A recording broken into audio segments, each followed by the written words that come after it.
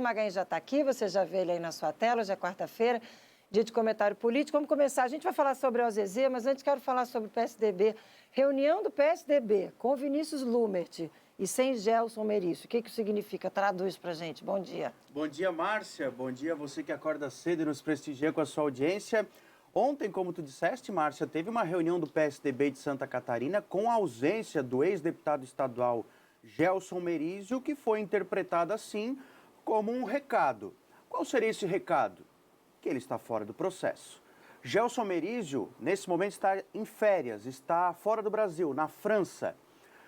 Conforme informações de bastidores, em que pese a pré-candidatura do ex-senador Leonel Pavão ao governo do estado, ganha ainda mais força a pré-candidatura do ex-ministro do Turismo, o Vinícius Lumert.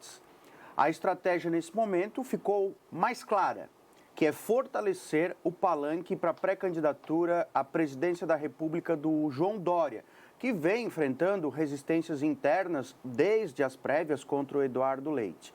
E o nome do Vinícius Lumert, que é secretário de Turismo, acaba se tornando um pouco natural nesse processo. E com o cenário mais claro, a situação fica um pouco mais apaziguada. Falou-se ontem, nessa reunião do início da tarde, de reunificação.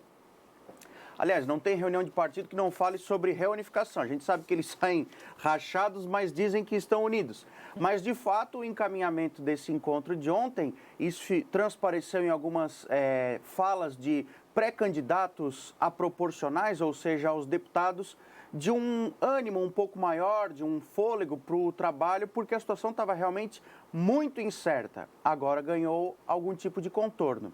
Fato importante, a deputada federal Giovânia de Sá, que estava na presidência do partido, pediu licença, disse que vai se dedicar ao mandato de deputada federal e principalmente à candidatura. Assumiu o prefeito de Concórdia, Rogério Pacheco, né? Mas, de fato, passou para as mãos do prefeito de Criciúma, Clésio Salvaro, que é um exímio articulador político, padrinho político da Giovânia de Sá, inclusive, a condução dos trabalhos eleitorais no PSDB de Santa Catarina, Márcia. Todos os partidos têm até o dia 2 de abril, né, para decidir isso.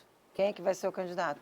Não, um pouquinho mais para frente. 2 de abril é aquele prazo de desincompatibilização para quem tem eventualmente algum tipo de cargo público previsto em lei. Por exemplo, um secretário de Estado de Santa Catarina que queira ser candidato, aí ele precisa sair. Ou um ministro. Até 2 de abril. Até 2 de abril. E depois, lá na frente, no mês de agosto, com a realização das prévias, e aí sim a definição. 2 de abril também é um prazo para filiação em partidos políticos. Por exemplo, o governador Carlos Moisés não tem partido. Tá.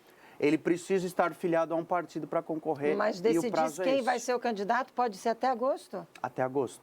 O prazo é bem mais amplo. Tá, 15 de agosto. Vamos falar da OZZ, está aqui na nossa capa. SAMU, OZZ, Saúde, propõe parcelar a rescisão em até 30 vezes. Os trabalhadores não receberam o 13º e nem salário de dezembro. Aliás, a gente falou sobre esse assunto, que isso provavelmente aconteceria, né? E na coluna aqui, você traz a informação de que pau que nasce torto não endireita, quer dizer, esse processo já começou errado desde o início. Já começou a contratação da OZZ. Né? Exatamente.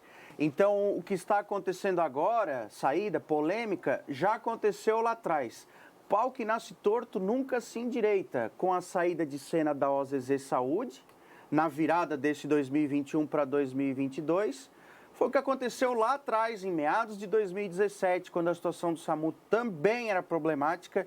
E essa empresa, a OZZ Saúde, que é uma empresa privada, foi contratada na época pelo Corpo de Bombeiros com dispensa de licitação para substituir uma organização social, a SPDM, Sociedade Paulista para o Desenvolvimento da Medicina. Essa sigla foi falada muito, tinha dívida, tinha problema na prestação de serviço, enfim. Esse assunto lá, em 2017, foi parar no Ministério Público de Santa Catarina, que abriu um inquérito civil que acabou sendo arquivado na sexta-feira da semana passada.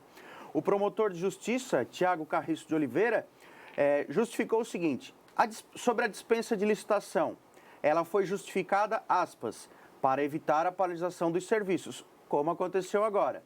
Segundo o próprio Ministério Público também, aspas, um serviço deficitário da SPDM. Outro fato que foi esclarecido na denúncia é o seguinte: por que foi contratada pelo Corpo de Bombeiros?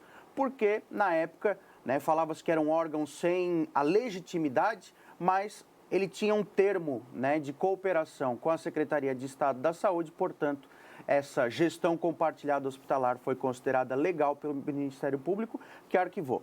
O fato é o seguinte, essa desorganização, e a gente viu isso lá em 2017 e agora em 2021 para 2022, acaba sendo prejudicial tanto para o processo em si, né? Dispensa de licitação é sempre muito ruim para uma contratação no serviço público, e também para sempre essa desculpa da ameaça de descontinuidade do serviço, que acaba sendo, de fato, uma realidade ao longo dos últimos anos no SAMU em Santa Catarina e de outros serviços públicos, principalmente na área da saúde, né? Tão essencial para o nosso cidadão. Nossa, o SAMU tão importante, eu não me canso de elogiar aqui o trabalho deles, né? Principalmente nessa época do ano, temporada de verão, a gente vê eles agindo e agindo tão bem e tão intensamente.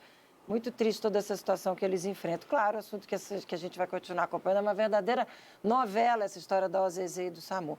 Obrigada pela participação, você volta sexta? Sexta-feira estamos de volta. Muito bem, ótimo dia de calor para você. A sua terra lá, Criciúma, está fervendo, você viu, É né? verdade. Muito Ótimo calor. dia, até sexta-feira.